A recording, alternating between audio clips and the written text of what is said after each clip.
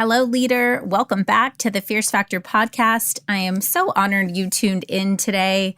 It is me, your host, Kaylee Lindholm, coming at you with a series of podcasts over the next few weeks related to the business trauma happening in the arena of staffing aesthetic practices. You're welcome. There is truly a phenomenon sweeping over great practices across the nation. Essentially, the pandemic and the nuances related to employment of essential team members has really left a lot of business owners in a tough spot. And essentially, the supply and demand for minimum and medium wage workers is out of whack. I recorded a recent episode called "Does Your Hiring Process Need a Makeover?" And due to the overwhelming feedback from that episode, I thought it would be an ideal time to bring you some insights around not only hiring, but also leadership, management, and running efficient teams. I mean, who hasn't been to a restaurant recently that's short-staffed? In fact, our local Jersey Mike's Subs franchise owner, she's a super sweet lady, was in there the other day. She told me that she was going to have to adjust her days open down to 6 days per week, not because she didn't have the demand for business, but because she didn't have the people to staff her business for 7 full days. Here's the thing. Businesses are hiring. There's a booming demand for jobs available. But doesn't it seem as if the people to supply those positions are in complete rare form right now? So many folks who've been home for a year or more, right? So these employees who have been home, sort of taken advantage of the time, maybe they were furloughed or laid off. Maybe they've decided to stay home and just become more discerning about how they spend their time. You know, they're really starting to think about what it means to go back to work. And what that essentially means is that their core motivations may have shifted significantly. Not to mention that minimum wage workers are, in fact, demanding higher pay to align with the supplemental stimulus income over the past year plus. So today I'm sharing a replay episode with you of an interview with my sister, actually, who happens to be a general manager of the $3 billion burger company In-N-Out. And we had this conversation really during the thick of COVID. And it was funny, I was replaying this just to go back and sort of relive that conversation. And we were talking about how we were in the same bubble and that we could be in the same room together because things were starting to get a little bit looser. And it's just so powerful to me because it's really the very processes and systems and this culture that has allowed In-N-Out as a company to stay not only relevant, but thrive through COVID and beyond. And right now, some of us need people, and some of us need to revisit our systems to determine if what we're focused on staffing is really actually producing lucrative profit for our company. So I want you to tune in and really listen to and think about the processes that In-N-Out has in place in terms of their consistency and their efficiency in not only hiring, staffing team, but training them and then making sure that they're as effective as possible and efficient in their role. I hope you enjoyed the best of team building episode as we revisit my interview with my now 17-year veteran and In-N-Out general manager sister, Lanae Kentner. Hi there. Welcome to the Fierce Factor podcast. I'm your host, Kaylee Lindholm. And I think it's time for us women to shift the conversation in business and step into our feminine leadership to do the most iconic work the aesthetic industry has ever seen. Each week, I'll be bringing a powerful dose of strategy, sarcasm, solutions, and sass that will rev up your creativity and ignite your brilliance as you link arms with me along our shared path of personal and professional growth in 20 minutes or less. Let's go. Welcome, Lanae. Thank you. This is the first podcast interview I've had a chance to do. Well, I'll take that back. The second podcast interview I've been able to do face-to-face with somebody. The first one was with Dr. Sabrina Fabi in March, literally like the day before the pandemic hit. So this is exciting. We're in the same bubble, so we get to be here in the same room. So thank you so much for joining today. Thank you for having me. So Lanae, you have been with In-N-Out for 16 years. Yes. I know. She's doesn't look like she's quite 16 yet. So tell us a little bit about yourself and what it's like to be a general manager of a $3 billion burger company. Well, like Kaylee said, I've been with the company for 16 years. It was my first job. I just went in there wanting, honestly, to make more money. And my friends had worked for In-N-Out. And so I was like, okay, cool. I'll go apply. And I got the job. And just like anything, I went through the interviewing process. I had probably about 2 interviews. And I almost didn't get hired because I was playing sports at the time and my availability wasn't quite what they wanted. But as time went on, I'm definitely the type of person that constantly wants to move forward and get to the next level. And I watch people do their job and I look at it and say, I take the good and the bad. And also I'm a visual learner as well as a doer. So I kind of just throw myself in that position and continue to move forward. I was going to school at the time as well, but I just wasn't, obviously I was in high school, but as time went on, I graduated high school, I was in college.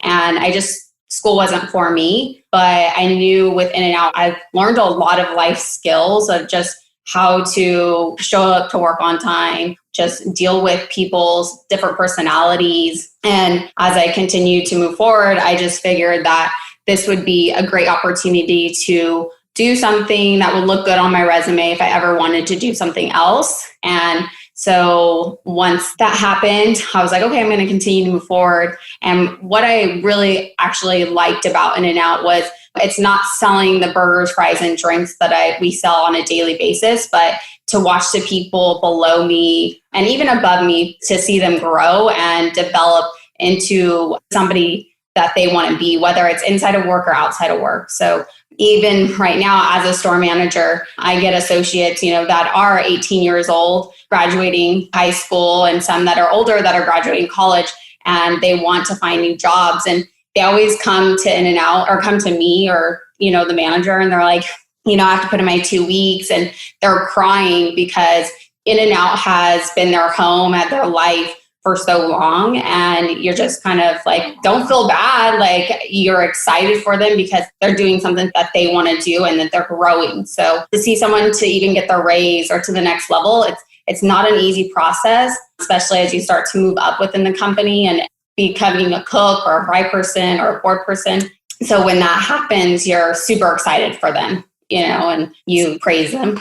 Aww. So, Nae, when you're saying, so thank you for that. I think that's really special. And obviously can sense your passion. So when you say you wanted to make more money, but it was your first job, you meant you want to work for a company that is known for paying their people well. Is that right? Yeah. Well, yeah, they started, I want to say they were like $2 over what minimum wage was and what any other company was offering.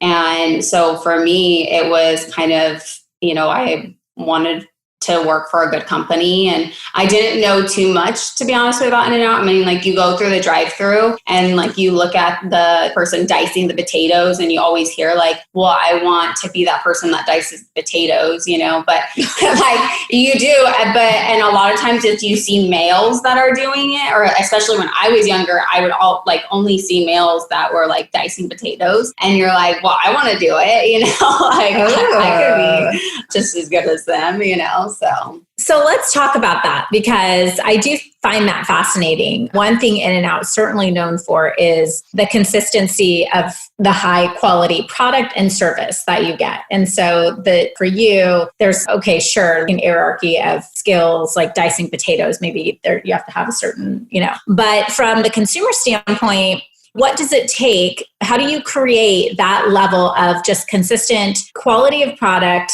customer service? Every single time someone goes through that drive-through, they know what they're going to expect. Like regularly, I'll go through McDonald's and they gave the wrong toy or whatever, Happy Meal, right? Like you just don't get that. Very, very rarely do you get that with In-N-Out. So how does that work behind the scenes? I think it honestly just starts from when you get hired. Like I could tell you when I got hired, the first thing that you do is you kind of go in and you talk to a store manager or assistant manager or the hiring manager. At the time that I was getting hired, there was a trainer. So they call it a store trainer. Kind of resorted back to that recently, but it really starts the day you walk into the door and what the culture is. People, the associates introducing themselves to you, you sitting down and watching modules coming from the founders of the company, and Lindsay, who is the owner, now the daughter or the granddaughter, and then also just even what Harry and Esther Snyder wanted and their vision and their goal for the company. And it just starts right then and there. And then afterwards, you kind of just, your manager or, like I said, the store trainer will teach you and walk you through the steps of what you need to learn. But it's a constant reminder of what they expect from us and what In-N-Out wants to see.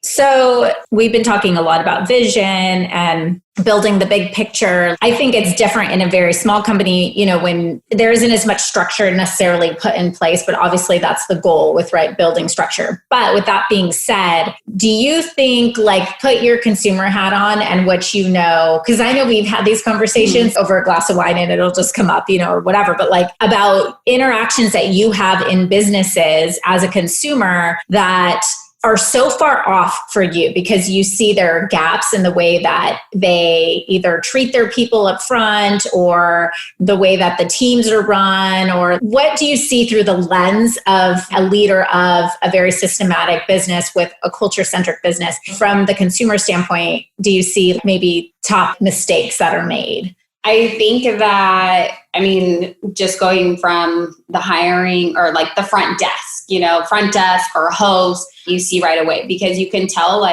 just if they're super excited, if they're not, how they greet. We're really big on if someone comes to our window, we greet right away. So when you go to a restaurant and you stand there and you're like, where's the host at? What is going on? Or you go to any place that has a front desk and no one's there. It's kind of okay, well, what do you do? It's almost like an awkward, okay, let me just, look around, and waiting for that person. So I think that, and then also the way people handle difficult situations, because I think that's all a training process. And then also that kind of, if your associate or doesn't necessarily know how to handle a difficult situation, that reflects on the manager or the higher up. And you could handle that situation completely different than your employee or your associate would. But that's where the disconnect of the training and kind of being hey, our main goal here is to take care of the customer and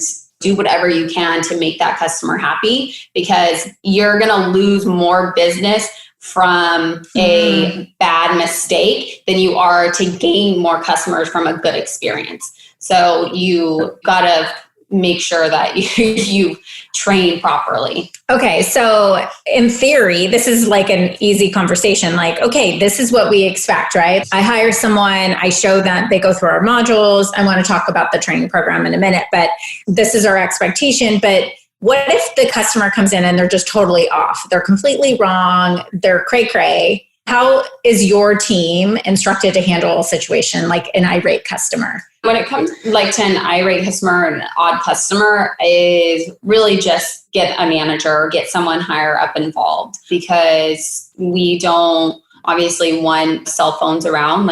Anyone's going to video something and put it on YouTube or on the internet, so another kind of knock. And honestly, I'm sure there's a million videos out there of In-N-Out handling situations, not the best way. But I think that for me, when it comes to an irate customer, what I try to teach my associates is kind of, right away, get the manager involved and just do your best to kind of calm them down. And if that means kind of going above and beyond, even if it's not necessarily what you want to do, but you just want to kind of in the situation almost in a way, that's what you have to do. Do we tell customers that, hey, you know what, I'm going to have to ask you to leave. I can't have you disrespect my associates like that. Yeah, but it's handling the situation honestly, but also just kind of doing what's best going to diffuse the situation. Yeah. Well, I so appreciate that too, as a leader, your people are critically important as well. And so you're going to have their back. Yeah. And I think there's just kind of that balance, right? So I want to talk more about the people, because I think that was the biggest outstanding request when I asked for what kind of questions would you want to hear that would you have for Lanae was how does In and Out as a corporation, and obviously you as someone, I think you have 50 employees under. No, I have 89. 89 employees. Okay. So how do you, and I realize you have managers under you too, but how do you hire? What are you looking for that in that employee that's going to tell you that this person's going to be the right fit for this standard of really operations? Okay, a couple things. So one, I'm going to think about if Lindsay, my owner, was to walk into my store, is she going to see this associate and be like, wow, this associate would fit with In and Out? But I also have to think about, is that associate going to fit with me? And is that associate going to fit with the associates? Because you have to think about personalities working with each other. If you have an interviewee that comes in and wants to get the job and they have, I don't even know what would be a bad like a hot temper, like ego, or just totally not a fit with the In and Out kids. They're like the ASB students at school. I think of a cheerleader, like, woo, I don't know, for some reason in my mind, they seem to be like pretty good, straightforward kids. And so maybe if someone came in that was more rebellious, they wouldn't fit. I don't know. I'm making stuff up. I think it just, honestly, it's all in the questions that you ask, and their demeanor. So we do one-on-one interviewing, we do group interviewing. So like if I have 5 people in front of me and I do a group interview, it's really easy. I can decide very quickly in questions that I ask if this person's, again, if they're even worthy of having a second interview or a one-on-one interview with me. Because of how they interact with the others. How they interact, or you ask them questions and it's okay to repeat the question, but it's kind of like them being engaged. Yes, being engaged. And then also, can they even answer the question that you're asking? Okay, so let's go there. What questions do you ask? Because when we had this offline conversation at first, they were a little different than what I had expected. So tell me a little bit about some of the questions that you're asking. So you want to ask a lot of behavioral questions and a lot of open-ended questions. You want them to tell you a story about them. So you essentially want to get to know this person almost on like a personal level. So you are asking them questions like, tell me about a difficult situation that you were put in. And they'll tell you about it and you can kind of go from there. You'll ask them when Kaylee and I were having this conversation, I even told her, like, you can even ask, like, what's your favorite subject in school? And they might tell you, and everybody, it's funny because like a lot of people say, if they say history, they're not a good fit because history is a lot of people think history is boring. I personally think history is boring, but like, I'm more of like, if someone's like, oh, I like math, because math is more, I'm very structured. There's an answer, gray or black. There's no like gray. It's always black or white. So math, there's always a definite answer, so which doesn't fit into a startup. No, I know. I was just saying. Then we were talking about asking them, like, do you have a mentor or favorite teacher? And it's, they might tell you, yeah, my mentor is this person. And okay, why is that person your favorite mentor? And they might say, well, they spend a lot of one-on-one time with me. They go through the process that I need to go through. And you have to look as, for me, that is kind of a red flag because I have 80 associates that I have to deal with on a day-to-day basis. I have a schedule that I have to do. I have shift people that I have to manage and make sure that I'm developing them as well and developing the leaders that want to become a manager. So I don't always have that time to be like, hey, let me sit down with you and work with you one-on-one. It's kind of like, hey, let me give you feedback. I need you to work on this. Okay, fix it. And like, let's move on type of thing. So if someone's telling you that I constantly need that one-on-one attention, I might not think that they're a great fit for my store or for In and Out in general. But again, every manager is different, and that's just me. But you really want to ask those questions that is going to really get them to tell the story. So even for someone to answer, if they're answering phones on a front desk, you're asking them about their last job and what was some difficult situations that they were put in, or was there time that they had to take initiative at that job? And what did it look like? Because you want them to paint that picture of what it's going to look like at your business and working for you and underneath you. Are you going to have to micromanage them? Are you going to have to constantly have those conversations and discipline them. Like, you have to think about what's going to make your job easier so you're a better boss, essentially. Mm-hmm.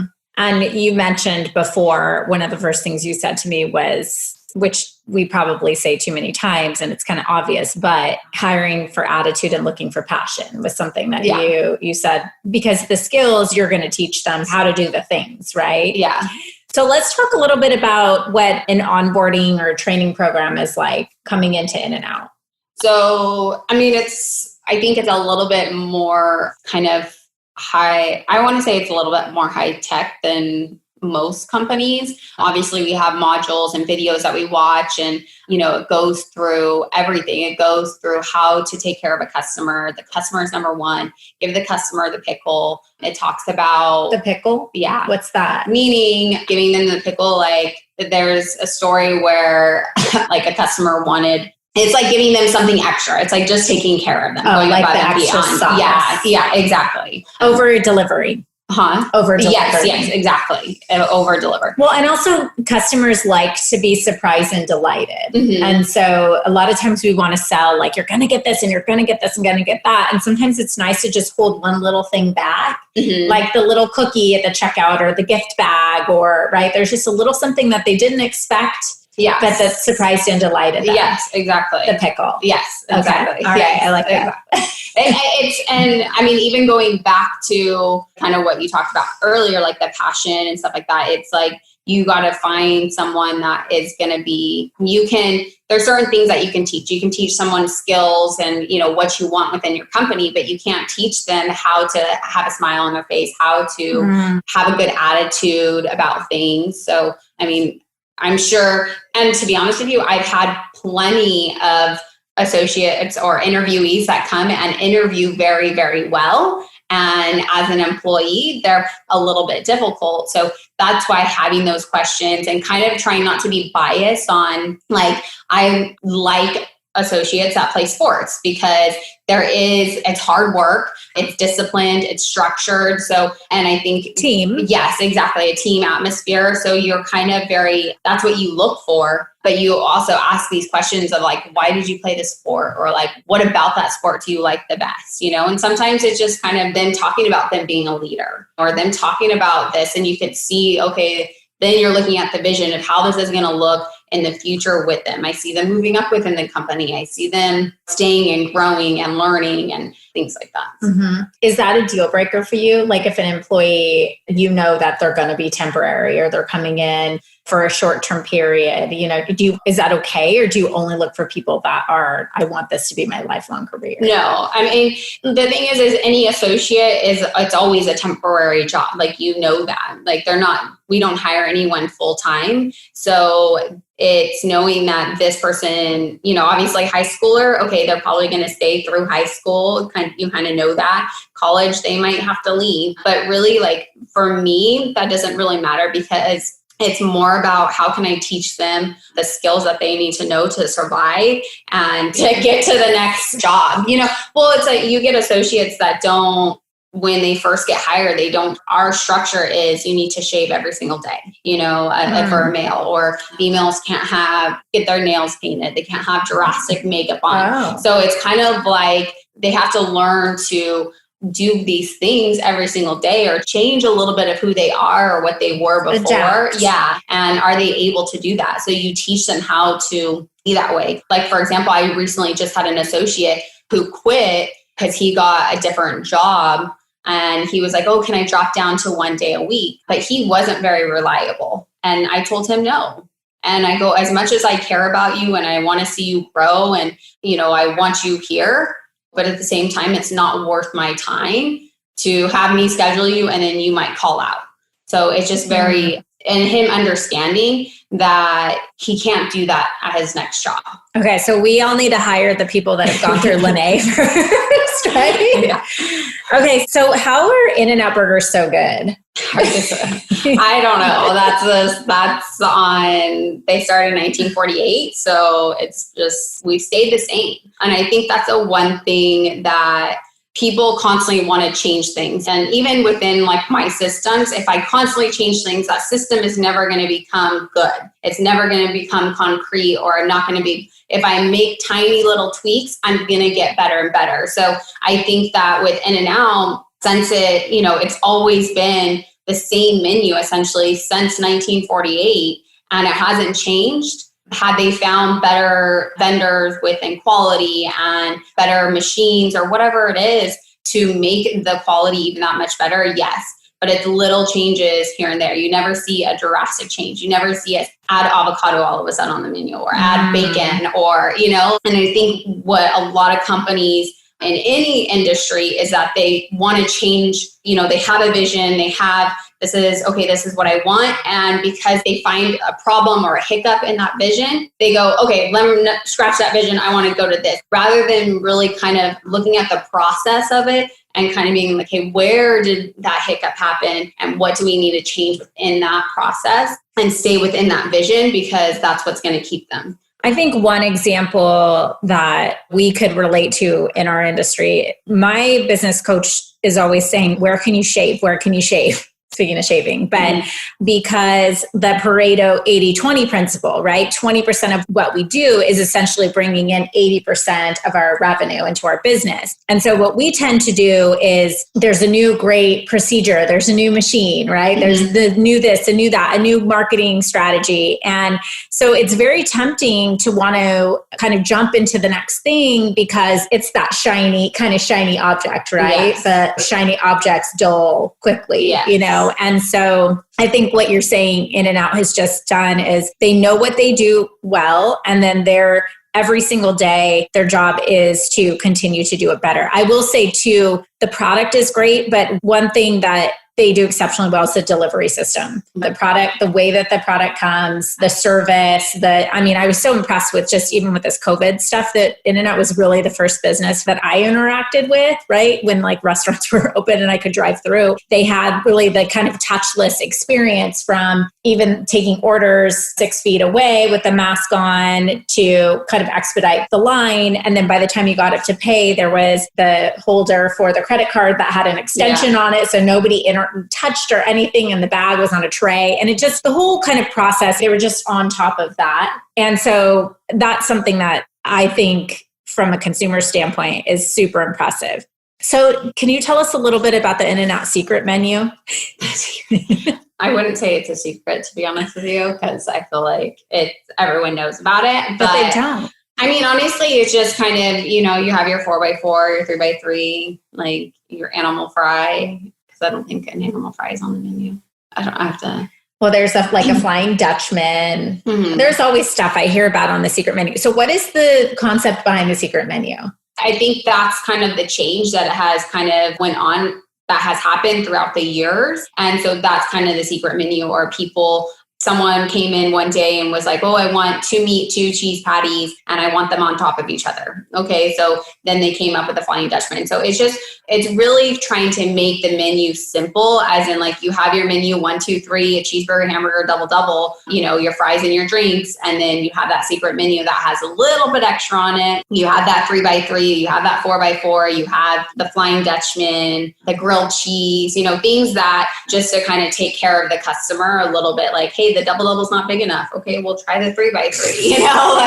It's just kind of those little things that I guess would make the customer more happy. I wasn't sure if you were going to say it was, because I think of this, like, what if we had a VIP program that certain clients got access to, or there was a secret menu that they got to see of services that were offered if they were part of the VIP club. I wasn't sure if there was more of an exclusivity thing behind it. Maybe I'm just overthinking it, but it is, I don't know. People tend to like that. I just think it's kind of cool for marketing. I think that it would be. And I think, even going back to, like, you talk about the shiny new thing is, super exciting to get, but everybody kind of wants to stick with people want their normal routine. They want what they know. Yeah. And they want a result. Yes. And they want to know that the person that they go to, you think about in any industry, going to a restaurant or a dentist or anywhere, you want to go to that same person because you trust them. Yeah. And I think that's the one thing is, like, In-N-Out has built these trusts with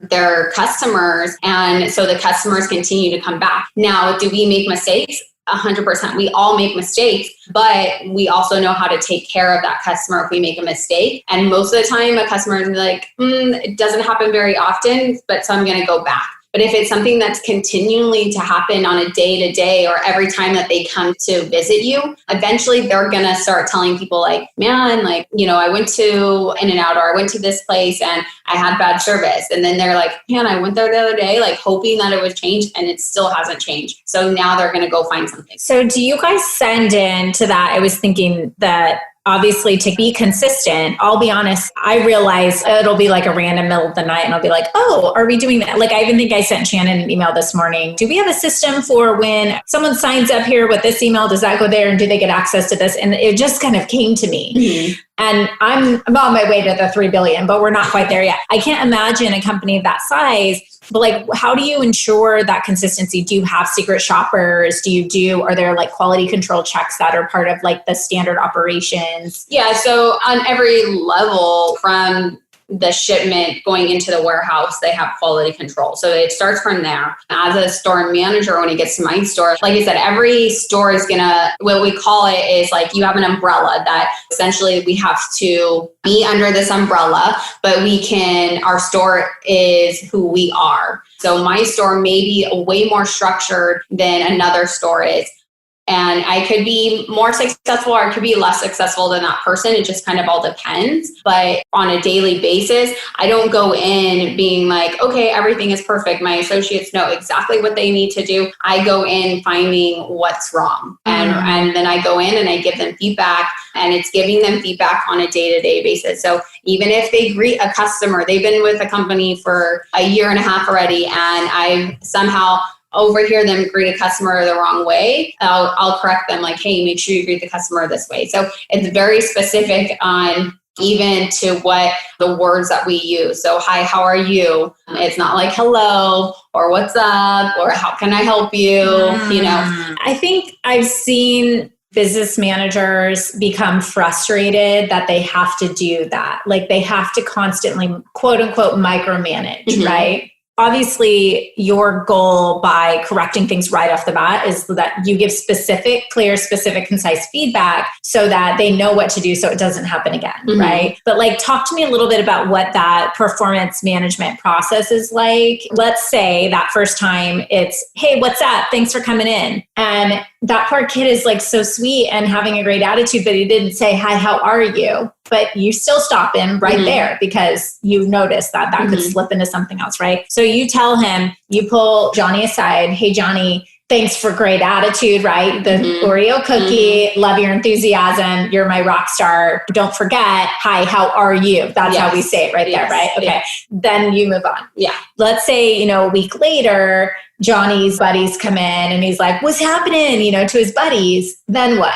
Well, I think it all depends too. Like if I knew that was his buddies and he's like, what's up? Like, okay, cool. Like he's saying hi to his friends type of thing. But if it was like a customer and I felt like he didn't know them, it wasn't a friend or a family member or something like that, and he kind of said that, I would kind of be like, hey, what did we talk about, a week ago? Or like, hey, what's a proper way of greeting that customer? And, oh, hi, how are you? So he's repeating it back to you. Exactly. So that he knows. Exactly. But also too, what I always think about is when you're disciplining someone or when you're giving somebody feedback are they doing it because they don't know? Is it a training issue or is it a personal issue? So are they choosing to do the wrong thing because they just don't want to do the right thing? Or is it, hey, I didn't train them correctly? So now I repeated it again. He repeated it back to me. Cool, he knows. So if I see him do it again, then it's kind of being a little bit more like, hey,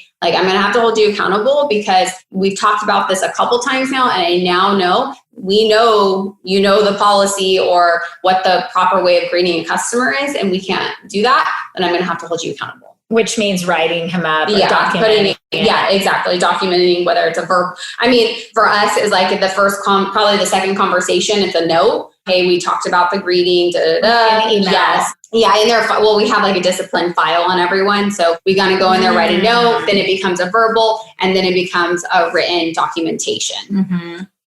Okay, awesome.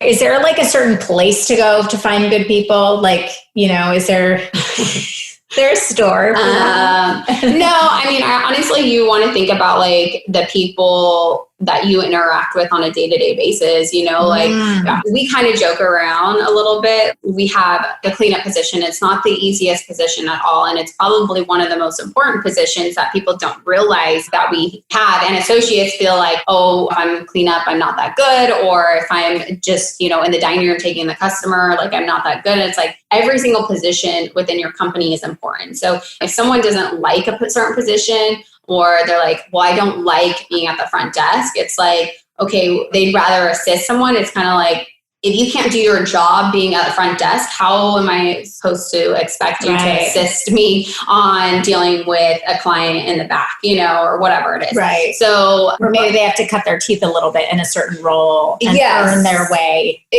the potato cutter. Exactly. Right. So, but knowing what you want, you see, we talk about like you go to people. I mean, I know this wouldn't work necessarily in your guys' industry, but you look people at the car wash, right? They're hard workers. They're in the sun. They understand detail. They understand what to look for. But that is essentially what a cleanup job would do for me, because I need someone that's able to see the detail, to see the small things, to understand what cleanliness is supposed to look like, and also someone that's going to work hard. And well, I mean, obviously there aren't really cleaner businesses than medical practices.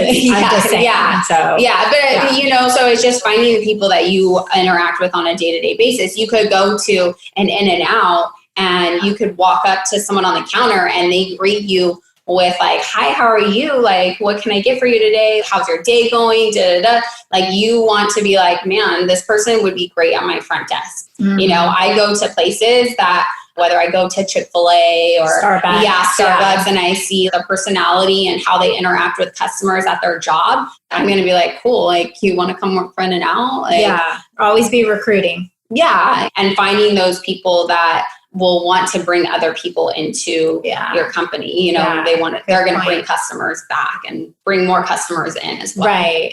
I mean, I think it's easy to overlook or forget about just the small network that we even have, and how just knowing a couple of people will know a couple more people and know a couple more people, and could extrapolate from there. So, all right, Nae. Well, those are all the questions I have for you. This has been amazing. Thank you so much for being here. And I love that. Like, you can't teach someone how to smile. And give them the pickle. Give them the pickle. Yes. All right. Thanks. Take care of them. Thank you for joining me for this episode of The Fierce Factor. If you enjoyed the show, please make sure you subscribe so you can automatically get new shows every week. I'd also love it if you left us a review.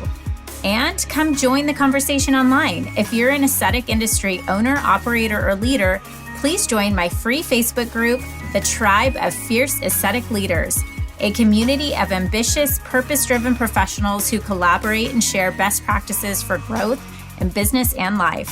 I'm honored you tuned in.